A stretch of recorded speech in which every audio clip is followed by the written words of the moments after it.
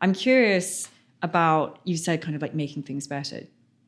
Is the Nomadic gallery system, is it like a response to frustration of how the scene currently works? Or is it an extension of it? Is it a complementary sort of way to keep things moving? I'll give my point of view and then Tom can tell me I'm wrong and do something different. But I think it's so many parts of it. I think there is obviously a pragmatic component, but even if we could afford a space, for me personally, I don't think we'd want to be in one.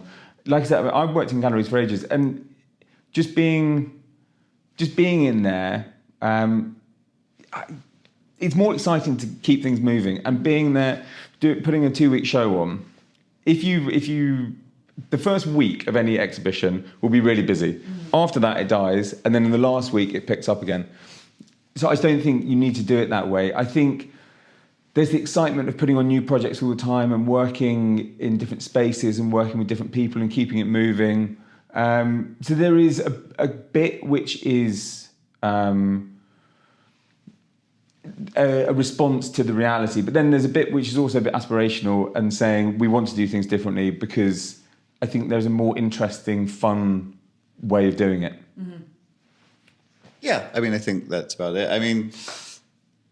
Having something that's only on for a limited time also gives a sense of urgency, which makes it a little exciting, like it's a drop or a release. And as Nick said, there is always a huge drop-off in attendance come the second week or so. But it's the same with anything. PVs are always absolutely packed, and really the rest of the show is for the people who didn't make it out that evening or don't want to be around the crowds. So I don't know, everything's fluid, everything can change. I think certain exhibitions demand a longer period of time.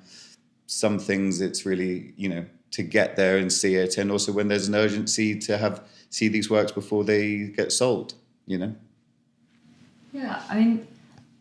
I'm also thinking, when you say urgency, how does that then sort of reflect itself in the actual curation? Physically, the actual curation of the show. You've spoken a little bit about the challenges of working in somewhere that isn't just a blank white space.